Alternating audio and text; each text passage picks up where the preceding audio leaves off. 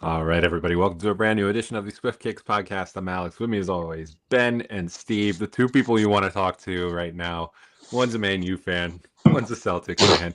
It's been a bit of a week for both teams. It's still going on right You guys now. know I mean, coach. So tune in next at least, week. We'll see you back here again.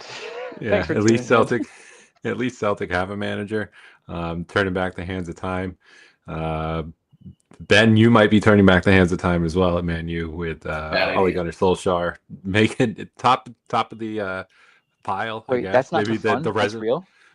Yeah, the resume is like it was still in the back drawer, and That's I fun. guess That's they real. pulled it out. He's a top candidate for the role. I guess we'll start with Man U because why not? They're fun.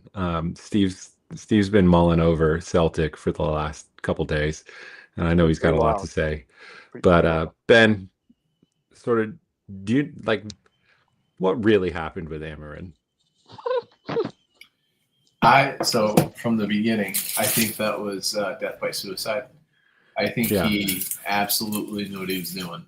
Wanted nothing to do with him. Was literally the true leads, and he was just done with the team.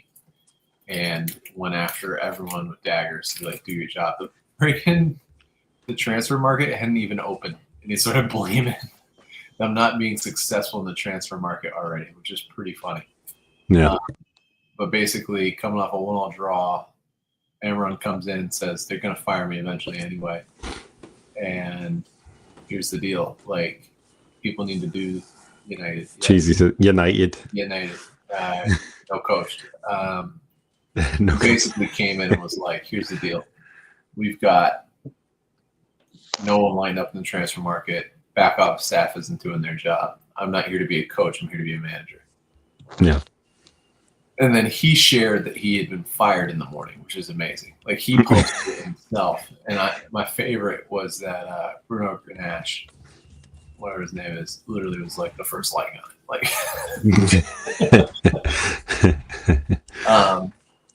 yeah, I think there's too many egos in the Old Trafford back rooms. And, like, not being funny, Ole Gunnar Solskjær has tried and failed punts. What makes you think he'll be successful now? It doesn't. Yeah. It doesn't make sense to me. Like, it's not like we've changed anything for the better. We are sitting in 6th place, 3 points off 4th place, and probably our best form in like 4 years. And we just fired the coach because he's got a bit of an attitude. Yeah.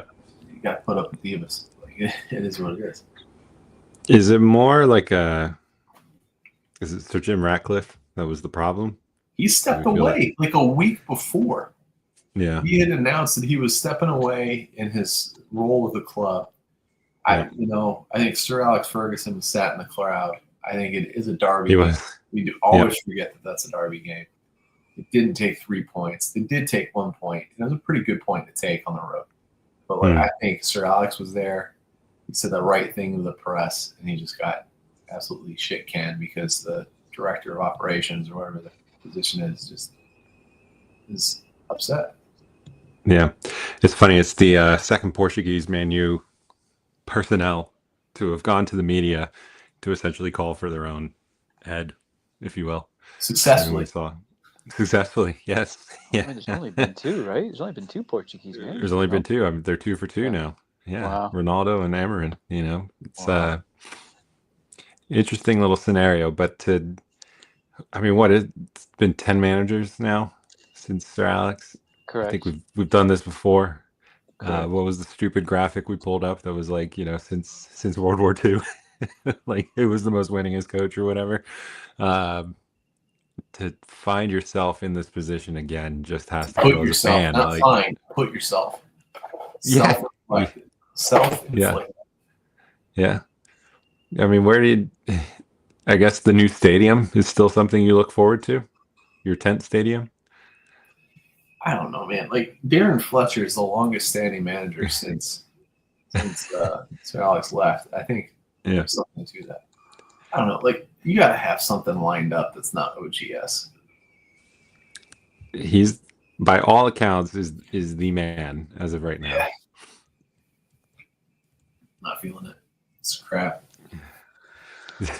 After this. Steve, what do you think? I know we're going to get to Celtic, but what do you think about the situation at Man U? I think that Amorim, I think that he did not. I mean, this was not a fight between a manager and losing the dressing room. This was a fight between the manager and the people who are higher up than him. I don't think that he had lost the dressing room. You see there's been a lot of public, like the public social media posts from players saying like thanks for everything type stuff. There's been a good amount of them in the short amount of time that he's been gone, which leads to believe that they were supportive of the manager. It is a dispute solely between, I think, Amorim and the people above him, and I think perhaps that Amorim maybe saw things a bit clearer in the sense that, this is a bunch of speculation coming from my end. There's no facts whatsoever, so that's my disclaimer going into this. Is that he perhaps knew that he wasn't going to get the backing that he knew that he needed, whether that was time in the sense of just backing his long-term plan, maybe financial backing in the sense of transfer windows, which I think is probably some portion of that, and wasn't coy about it. Was pretty public about it. Public to, and I think he was public to the point where obviously it ended up in him getting terminated. But I think that's probably what he was looking for, because if they terminate, I don't know if it was a mutual thing, because if he gets terminated early, he gets a payout. Yeah. Make sure if you make, it's like when you get fired from your job, make sure that you get fired so you can file for unemployment type thing. He's got a little package where he can ride off to, because he's not quitting, but he's I think he's made it clear that he couldn't work under those conditions, or that it wasn't going to be working out. It's kind of like Maresca. Yeah, a little bit. Kind of like Maresca, there's some parallels in the sense that I feel that there's parallels in the sense that his hands are tied too much to be able to do the job that he wants to do, or as good of a job that he thinks that he can do. Ipso facto, it's not going to work out. How can I still get paid? Yeah. So, I just want to read off a couple names: Marcus Rashford, Alejandro Garnacho, Jadon Sancho, Anthony Hoyland, Kobe Mano are all players who did drive out. I don't think he had the locker room that well wrapped. I think the silver lining is Marcus Rashford's on loan, right? Yeah, I've seen things though that he's not coming back either way. But I don't think it would be smart for him to do. Are you saying that he didn't have the dressing room because those people are gone? I think he drove out, I don't know. Definitely made a toxic dressing room. A number of those people, but there's a lot of people. I mean, like Harry Maguire had a nice. He did turn Harry Maguire around. You might have saved had a public statement. Bruno Fernandes had a public statement. Who's the fullback that pretty much can attest their United career to him? Is it Dallo? Is that right? Yeah, Diego Dallo, but Diego Dallo's trash. But that's another player who's was firmly behind the manager. He needed to go. The list does go on, but you're right. I mean, that's quite the list of players that have gone out. Not only gone out, but gone out and done decent things. Moved on to greener pastures, or things are just clicking for them. And they're high-profile players. You could say like starting 11, definitely match day players for sure. So I feel like the firing squad we have up top is pretty good right now. I'm pretty impressed with who we have. What's Tesco's name? Tesco? What's his name? Tesco. He's a bit of a flop. Benjamin Sesko? Is that what you mean? Tesco. Yeah, I'm calling Tesco. Yeah, he's a flop. So I think he's done well with 2 of the 3 up top. Seems to be getting along. They've sorted out the keeper situation, which is pretty nice. And then midfield, maybe he's found a new career for who's number 7 right now, playing out of the Sox. Well, it's because England needs I guess another midfielder. Mason Mount. Yeah, that's the one. I do feel like Amorim, you could say he was. I've seen reports that he was very unsure of himself when it came to being in the dressing room, with practice all week with a back four, and then came game time and he'd be like, huddle up everyone, we're doing a back three. Just winging it. Yeah, there was you call it a meme, but the video of Sky Sports was reporting on Amorim's exit, and they immediately cut to the video of him using that little board, on the bench and things like that, moving around the little pieces and stuff. And then to feel, in his own words, as he said, kind of alienated from the boardroom as well. I'd say this half jokingly, but he hasn't had people that you maybe would consider leaders like Harry Maguire. Say what you will about his playtime on the field, he kind of feels like somebody who maybe is a good person to have in the club room if that's your somebody you can lean on. Delight as well, and then Bruno Fernandes. Kind of was that conduit, I guess, if you will. Is probably language-wise as well. At times, I'm sure, for getting messages across to players. But he's been out 2-3 weeks now after being injured. So kind of feels like maybe a little bit of writing was on the wall before all that came together to a head in that press conference. But he is the most expensive Man U boss. 14 months. In that time, he cost the club £458,870 per point that he earned. Worst win percentage of any Man United manager with a 31.9. That's a tough one. Yeah. I remember in previous episodes, years gone by, making fun of the substitute teacher, Ralph Ragnick, and I remember those records being really bad. He places higher than the win percentage of Amorim. And if I remember correctly, the graphics that I've seen, the number of games played, because a win percentage can tell different stories. If you've managed 10 games and I've managed 100, if you did great in 10, it looks really good. But I feel like Ralph Ragnick's number of games that he managed and Amorim's were kind of similar. 63 games is a 1.43. It's a 1.43 point per game.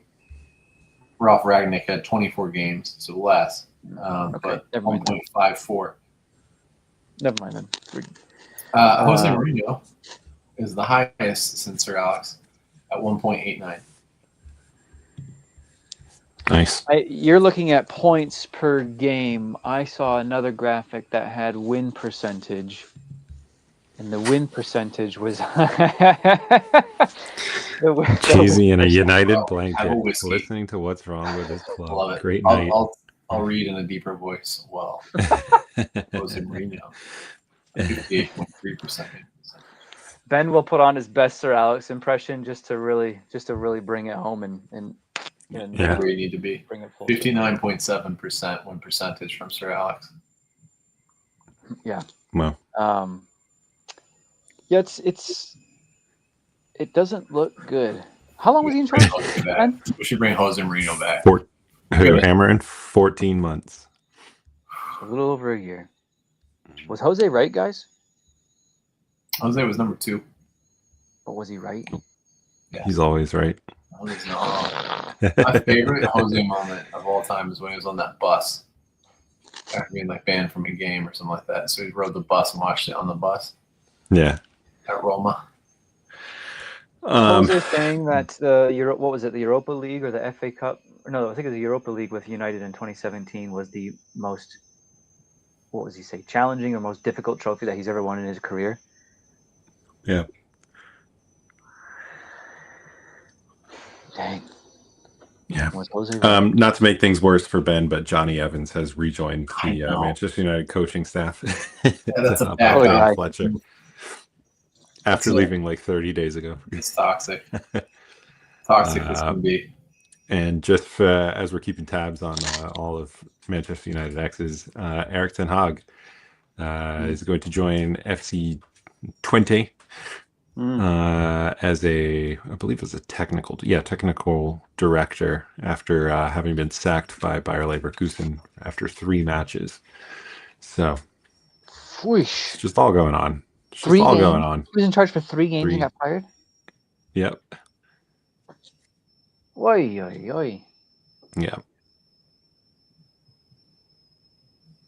That's not good. That's not good at all. And I Some feel would say it's pretty terrible. I feel like that's pretty uncharacteristic of Leverkusen. Yeah. What? Jeez. Yep.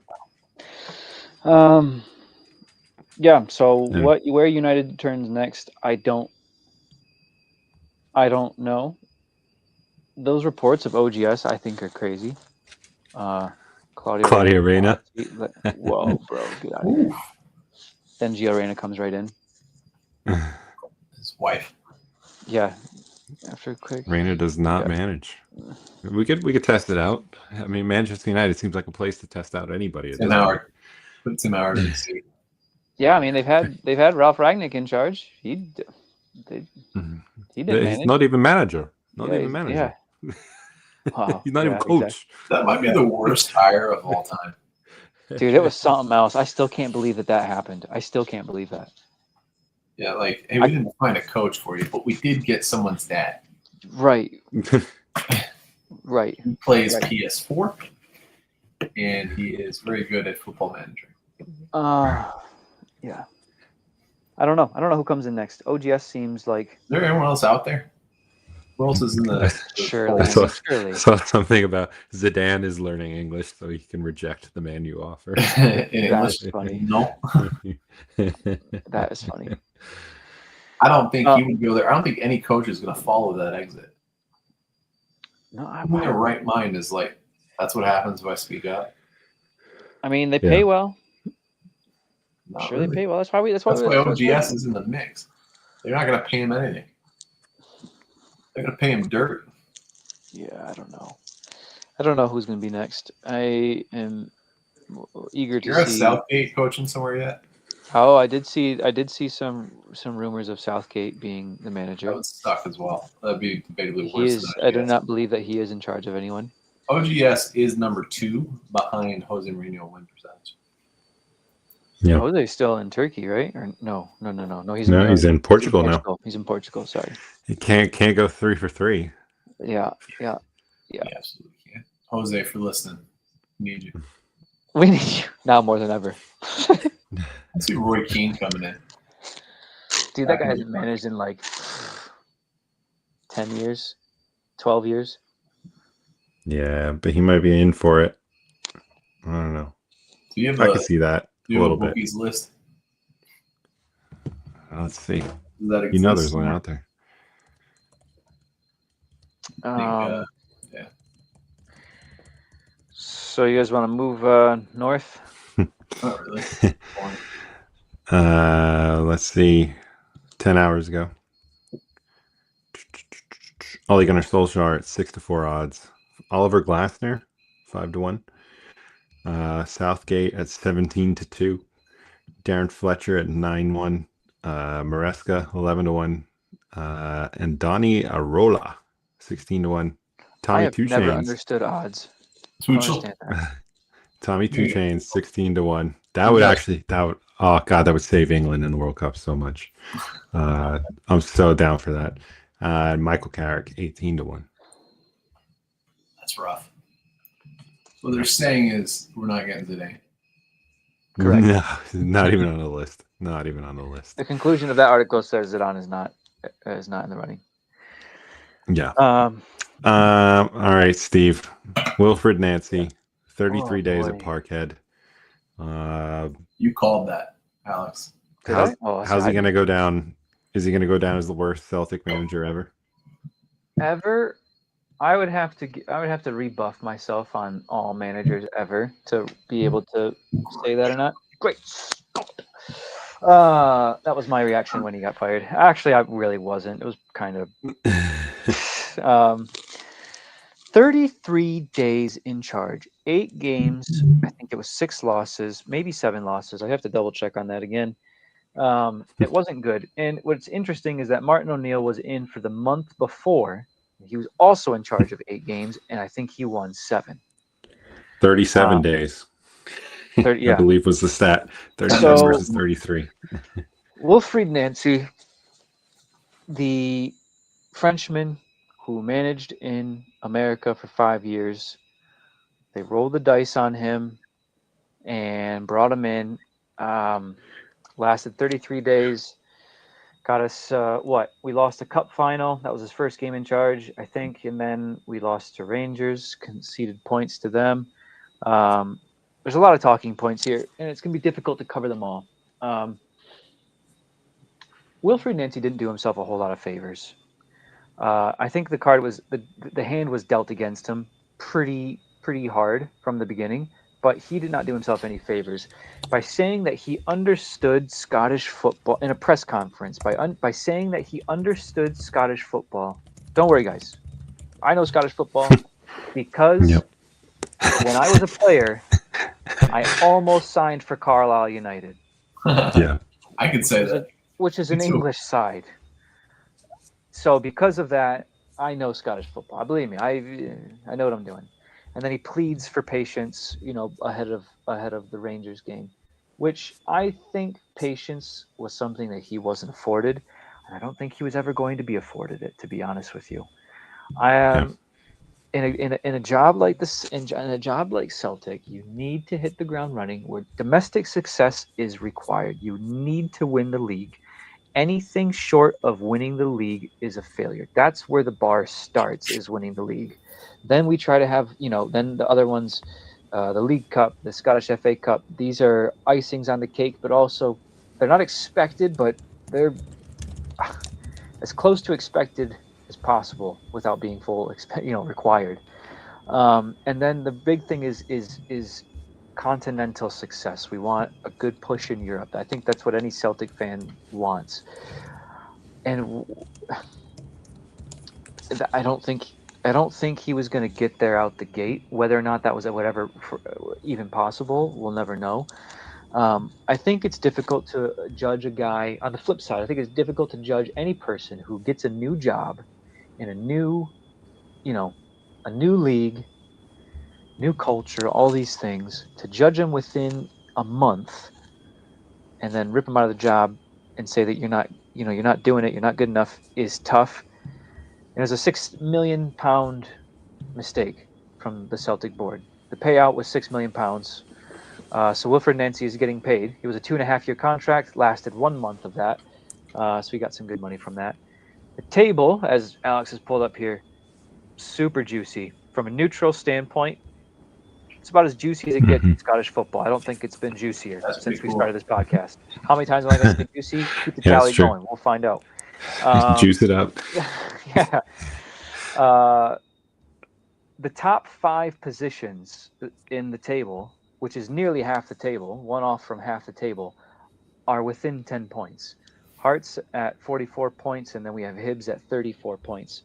Rangers just played, I think, Aberdeen today and beat them 2-0. Yeah. So they now have played 21 games. So they've got an extra game, but they went above Celtic now on 41 points. Celtic at 38, Motherwell at 36, and like I said, Hibs at 34. Makes for really entertaining viewing from a neutral standpoint. The instant decision upon firing Wilfried Nancy, the instant decision was reappointing Martin O'Neill, which I have my opinion on how I feel about that. No. I want to hear what your guys' is first before I taint your guys' opinions. So so let me just paint the picture here. A guy that they just an outsider they just hired, didn't work, fired him after a month. You then brought back this guy who was in the job a month before. Thoughts? Give him the right tools, the right weapons, if you will, for an assault on a title run. And I think you'd be unwise to bet against somebody who's done it before, right? Won the title before. Call him an old warhorse. 20 years, more than 20 years ago, mind you. One last hurrah. How old's Martin O'Neill? 74? Something like that. 73, I thought, but yeah, maybe 74 now. Yeah. It's not out of the question. Okay. 73 years old. Ben? I think that, give him the right backing. 64. Yeah. What? He ain't 64. He looks 64. The same. He's 73. He looks every bit of 73, but Yeah. What opinion are you looking for? I'm looking for yours. On if that will be successful? That will On be Martin O'Neill, I think, has been appointed till the end of the season. I think okay. I think he's been appointed till the end of the season, so it's not an interim manager. He is here till the end of the season. Thoughts? I think that's a cop out with a bigger plan. They don't like the market right now. They don't want to get Rúben Amorim. I think it's a cop out, and they're like, what do we have to lose? We're in third place. Just don't screw it up. I think the Wilfred Nancy appointment already screamed we don't really have much of a direction. I think rolling the dice on a person who's not proven in Europe is so not in your favor that the odds of it happening is so incredibly slim. And we've already done it with Postecoglou. You know, an outsider who wasn't proven in Europe, and that went really well for us. And the odds of that happening were so slim that to just try and play that card again is just not. It doesn't make sense. It doesn't make sense because the odds, like I said, are so not for you. So you've played it. Let's move on. You've played the card. Wilfred Nancy's in. If you're serious about Wilfred Nancy, he's got to. I think he has to be there for at least a transfer window. Like I said before, he has to be there for a transfer window to make the changes that, he can make changes to the formation and squad rotation, but to bring in different parts and to cut out, trim out some other parts, he needs a transfer window or two to be able to make those changes. And if your appointment was so bad that you don't even want to financially back him for even one transfer window, that even just that asks more questions from the logic of the appointment of Nancy, in the first place. Which I just keep getting the end point, the finish line of my thought process is always, what are the board doing? What's their plan? And I don't think they have a plan. I don't think they have. You have Martin O'Neill back in, who romantically, fans love it, especially because he was successful in that little stint before Nancy. Had that gone really bad, which it easily could have, the guy's been not managing for so long, I think this has the potential to go bad again, because that 8-game window of Martin O'Neill being back was just enough window for the hype. The hype wave hadn't crashed yet, you know what I mean? Of the romantic nostalgia of Martin O'Neill being back. Now that he's here for the end of the season, I fear personally that wave of nostalgia is that wave of the good times are back is gonna go down as soon as something starts going. We start to not win the league, maybe, if that's gonna happen, and it's gonna capitulate quickly. I think keeping Martin until the end of the season is smart in the position that we are in, because it gives the board time to make a more well thought out appointment. Because when Brendan Rodgers left, he left. They didn't fire him. He left. Right. So they had to figure out something. and Yeah. Nancy was the appointment. I'm sorry, Martin O'Neill was the appointment. But I don't know. Go ahead. Sorry. Just a little bit of a sidebar, but are you guys at risk of losing Maeda over the January window? I think that Maeda was not good under Nancy. I think he did fairly well for Martin O'Neill. If their relationship is still good, sure, I think he maybe stays, but he's definitely at the point where I think his value is probably at his highest it's going to be. It actually might be a little bit past that now because he had a really good season last year. Or was that last year or the year before? I think it was last year.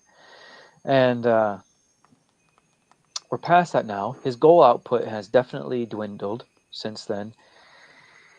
Before his value goes too low, I don't think it'd be crazy to do that. But we so desperately need a striker that to do that first. If Daizen Maeda does go in January, a striker a striker or two will have already need to have been brought in before Maeda leaves.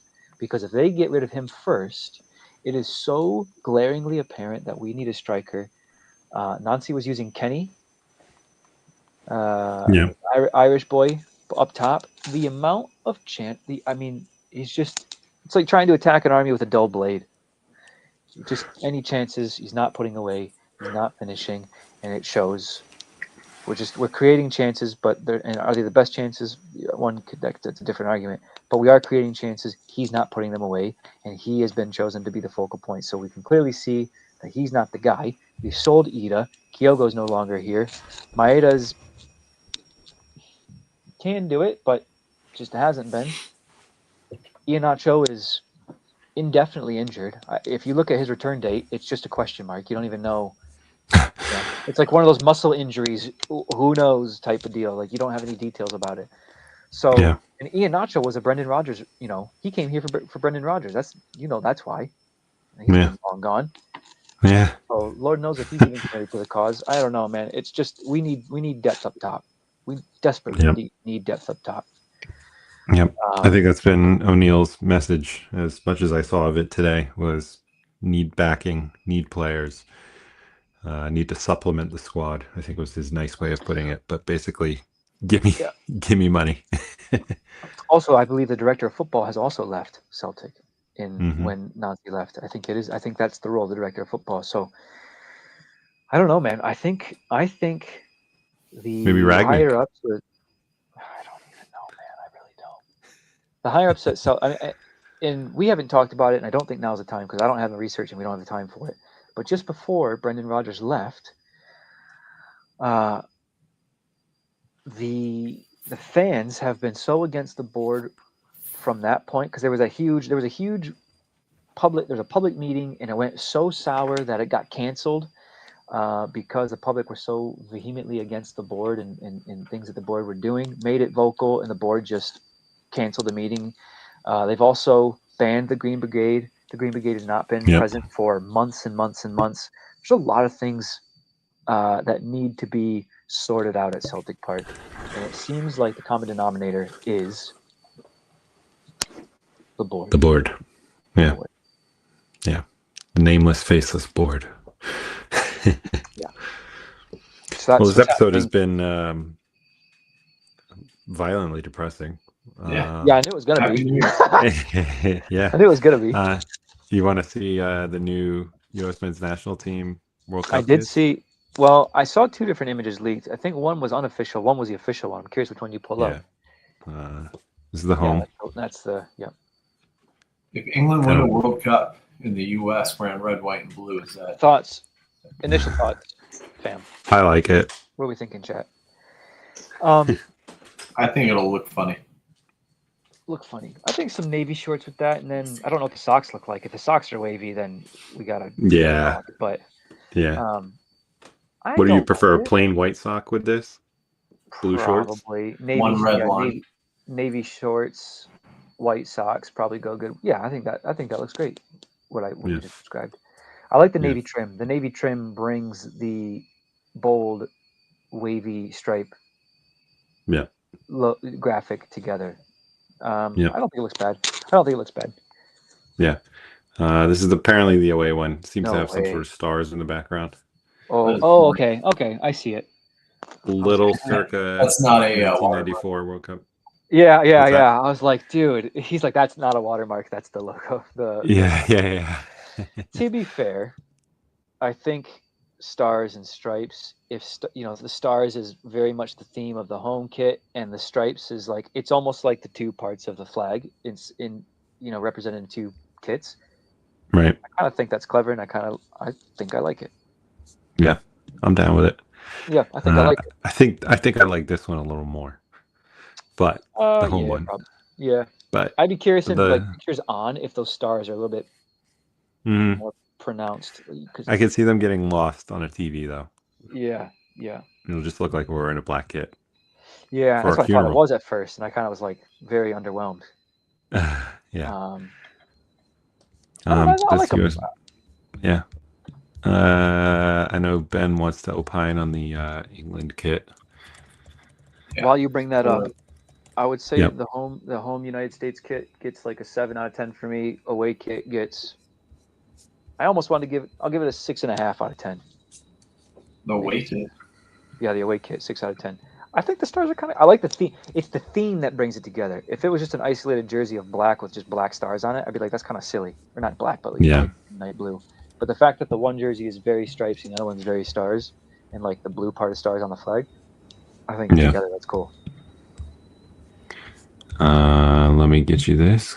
Here's England's supposed away kit, back in red, center badge, blue shorts, red short, or red boxy collar. Yeah, very boxy. Old school Michael Owen-esque. Yeah. England, we talked about this in the P chat, but the whole vertical brand and the badge together I think is nice when it's done right, and I think it kind of belongs on an England kit. Mm-hmm. Kind of just I think of older kits. So that's the home one. Yeah, pretty 90s. I like those black lines on the shoulders. I'll be honest, that's a silly detail, but I like it. Yeah. There's like so many ways you can make the England white kit. Yeah, right. Yeah. You got some red fins in the sides there on the kidneys. You're wetted.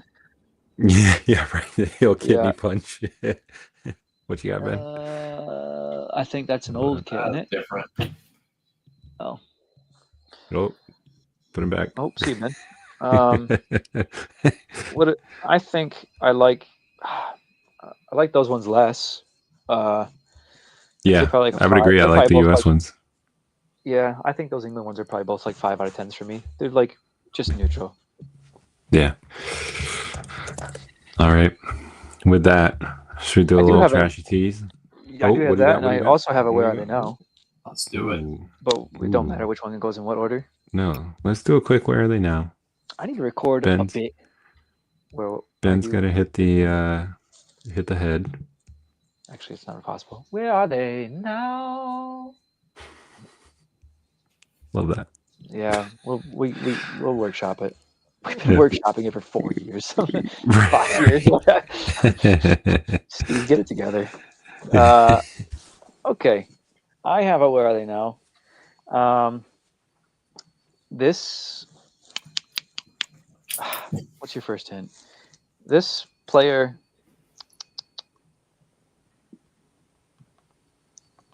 You probably won't see at this summer's World Cup. But it's not impossible. Mm-hmm. Has he played in a previous World Cup? I am going to look that up, but I'm quite sure he has. Okay. I'm looking it up right now. Are they a striker? They are not. Midfielder? Nope. Defender? Yes. Are they not going to be in it because of their team not qualifying, or they didn't make the team? I'm only going to answer yes or no questions. That's a yes/no question. Are they Russian? They're not Russian. Are they not in it because their team didn't qualify? Are they not in it because their team didn't qualify? Like we might not see them, but it's still possible. Are they unlikely to qualify? No. Okay. Are they unlikely to be picked for the squad? Yes. Got it. Sorry, Cheese. Admin didn't see it. You just wanted to know Yeah, when I was the actually just thinking about That's a that. good idea. Let's get that rolling. The Panini sticker albums come Yeah. out March, April. Nice. Let's Oh, do nice. this. I look forward to that. Have you seen that Jude Bellingham might be out for the World Cup? Oh, it'd be Out? beautiful for England. No, it wouldn't. What? He's unreal. Dude, Yeah, it would best unlock player. our midfield. He was such a hindrance. No. Let's be I don't agree honest. with He was all. such a hindrance. Come on. Anyway, Is it to Neymar? be debated. No, it's not Neymar. Bro, we've established that he's a defender. Okay. Are they European? They are. Yes. European defender may not be in the World Cup, but could be. Mm-hmm. Currently playing in the Premier League? They are. And yes, they did play at a previous World Cup. Fact. Is he Dutch? He is not Dutch.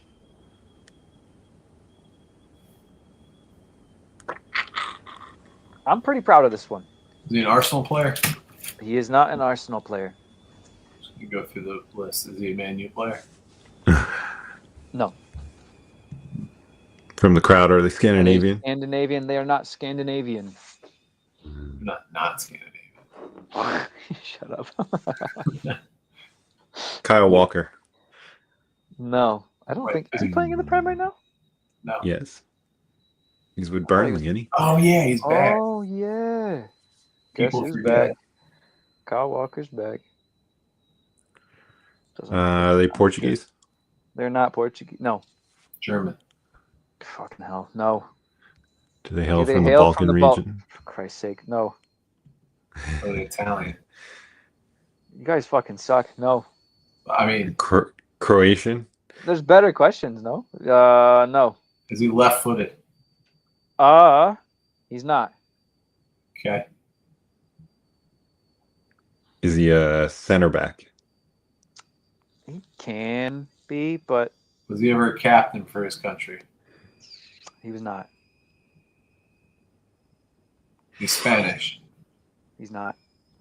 Does he play for a Big Six club? A traditional Big Six club? He does not. I'm going to need more specifics to get closer to this answer. Yeah, you ask the questions, baby. We've decided he's a defender. He's European. Plays currently in the Prem. Correct. Is he over 35? He is not.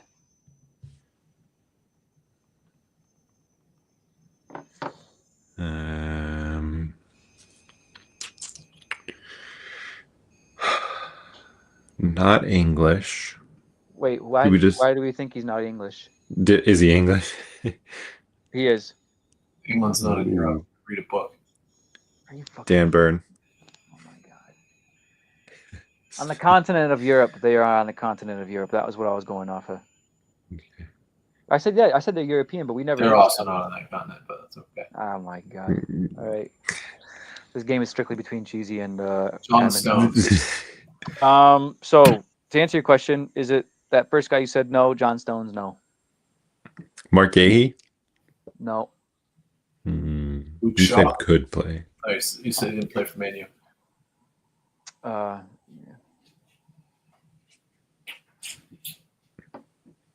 Currently, he does not play for one of the top six.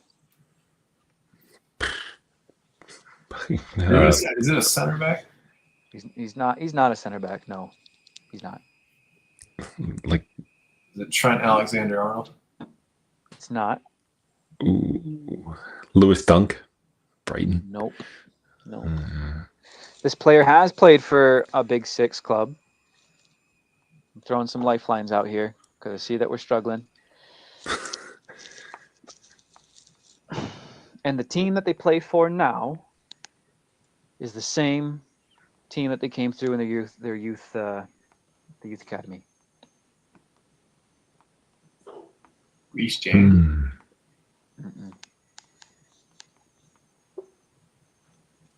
The issue is I can't think of who wouldn't be getting in the squad. They are a fullback. All new. They are a fullback. Right-footed. Right-footed. Ben White. Nope. I think Ben White's a center back, isn't he? He can kind of play anywhere, but I think he's a center back. And I will tell you, give me one sec.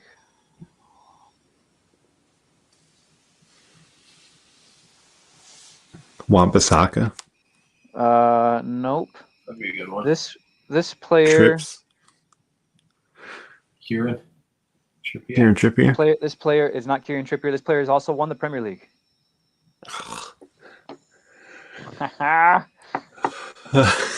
proud of this one. English fullback, not 34 or 35, right? Is that what the question was? Was 35 Yeah. plus? He's not. Yeah, he's not 35 plus. You said Lewis Hall. It's not that one. This player has won a Premier League, has played for one of the Big Six. Oops. Has played in the World Cup. Oh my god. Stevie might have stumped us. You might have won. You might have broke the game. Still playing. Currently playing in the Prem. James Milner. No. But shout out to him for, 4 games away from all-time Premier League appearance record? Ashley Young. How many times has he won a Premier League? He's won the Premier League. Give me one sec. I think it's one time. I'm going to tell you right. Give me a sec. So he's not a Big 16. He has won the Premier League one time, and that one time that he won it was with one of the Big Six. Fullback, English. He's saying it over and over as if it's gonna click. I'm waiting just to get. I'm trying to highlight the gaps so you guys can ask the questions that would address the gaps. What year did he win the Premier League? Did he win it in the last 5 years? He did not win the Premier League in the last 5 years. No. In the last 10 years? Yes.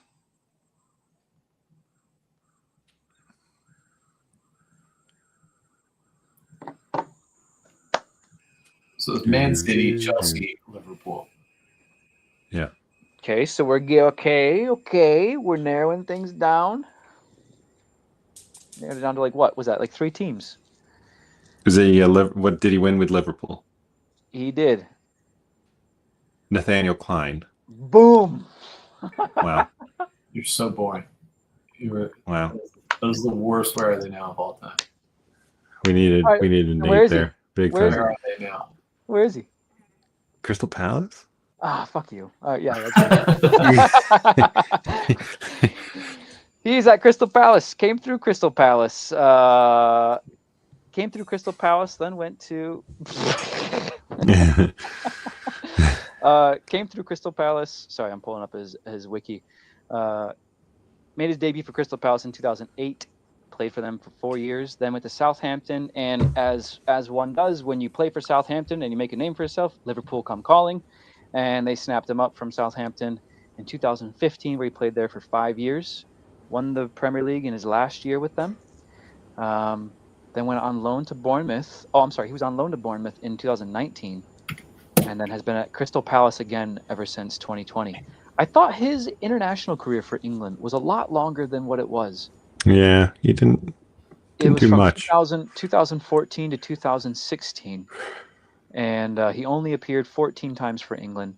And the fact that it says 2016 makes me wonder, did he officially retire from international football, or did the wiki just fill in the 2 blanks years? and just fill in I the also gaps? feel like that was just a weird time for Right backs.